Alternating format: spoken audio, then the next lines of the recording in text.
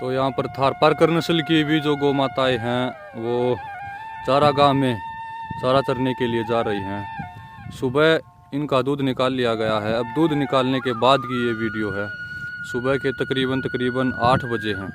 तो सभी को दूध निकाल के फ्री कर दिया गया है और अब ये चारागाह में जाएंगे। वहाँ पर पीछे से जो दरवाज़ा है, पीछे सैकड़ों एकड़ का जो चारागाह है। देखने योग्य बात यह है भादरिया गौशाला में कि 40 से 50 हज़ार गाय एक ही गौशाला में एक ही जगह खड़ी हैं। तो इनकी व्यवस्था कैसे चलती होगी?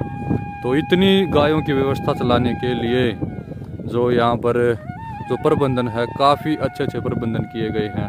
हालांकि कुछ कमियां भी हैं, लेकिन अगर देखा जाए, अगर गांव में 100 से 150 जो गौवंश होती हैं गौशालाओं में, वहाँ पर भी इतनी अच्छी व्यवस्था नहीं मिल पाती। तो यहाँ पर 40 से 50 हज़ार गायें जहाँ पर खड़ी हैं, तो वहाँ पर अगर इतनी अच्छे से व्यवस्था है तो काफ़ी बेहतरीन है। तो यहाँ पर जो गाय हैं गोचर भूमि में चल रही हैं, तो वहाँ पर ग्वाले ने आवाज़ लगाई। आवाज़ लगाते ही जो गाय भागी आई। वहाँ पर जो पीछे जो गिर नस्ल की गाय हैं गौशाला में जा रही हैं। और भी सुंदर जो गाय हैं यहाँ पर देखने को मिलती हैं। लगभग 1 महीने बाद जो ये घास है बिल्कुल सूख जाएगी और सूखी घास में भी ताकत होगी। अभी थोड़ी बहुत हरी घास है।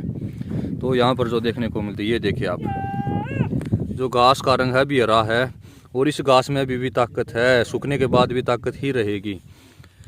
लगभग 4 से 5 महीने जो यहाँ पर इस प्रकार घास हरी भरी रहती है, अगस्त, सितंबर, अक्टूबर, नवंबर, दिसंबर तक। उसके बाद जो घास सूख जाती है। तो यहाँ पर ज़्यादातर थारपारकर नस्ल की गाय हैं। तो महाराज जी यहाँ पर कुछ गाय गिर की भी लेके आए थे, कुछ राठी, कुछ साहिवाल, कुछ कांकरेज, लेकिन ज़्यादातर जो गाय हैं वो थारपारकर नस्ल की हैं। क्योंकि जो भादरिया गौशाला है ये जैसलमेर ज़िले में है, जहाँ पर दूर दूर तक थार मरुस्थल है। तो इसीलिए जो गाय हैं यहाँ पर, जो स्थानीय गाय हैं वो थारपारकर नस्ल की ही हैं। और यहाँ पर जो गिर नस्ल की गाय हैं पीछे आ रही हैं, वहाँ पर पीछे बहुत दूर तक गाय ही गाय है। तो यहाँ पर ग्वाले ने आवाज़ लगाई थी, इसीलिए जो गाय यहाँ पर भाग कर आई हैं। काफ़ी लंबे तगड़े शरीर की जो गाय हैं, शुद्ध थारपारकर नस्ल की जो यहाँ पर जो 2 गाय हैं। लोग कहते हैं कि थारपारकर गाय की थूई बहुत कम होती है या होती ही नहीं। तो उनके लिए यहाँ पर जो ये गाय दिखाने को मिल रही हैं कि थारपारकर गाय की भी थूई होती है। ये गाय भी जो 10 से 15 किलोमीटर प्रतिदिन चरने जाती हैं और फिर भी जो यहाँ पर इनकी थूई दिखाई देती है। लोग कहते हैं कि अगर चारागाह में दूर दूर चरने जाती हैं तो थूई कमज़ोर हो जाती है, थूई कम दिखती है। तो यहाँ पर बिल्कुल कट वाली जो थूई यहाँ पर देखने को मिलती है। पर इस बाड़े में थारपारकर नस्ल की गाय हैं जो अभी दोपहरी में आराम कर रही हैं, विश्राम कर रही हैं। और यहाँ पर थारपारकर नस्ल का नंदी है और तकरीबन 20 लीटर दूध उत्पादन क्षमता की भी कुछ गाय यहाँ पर देखने को मिलती हैं। और काफ़ी लंबे तगड़े शरीर की यहाँ पर गाय हैं। ये गोचर भूमि ही है, अब गोचर भूमि में ही बैठी हैं।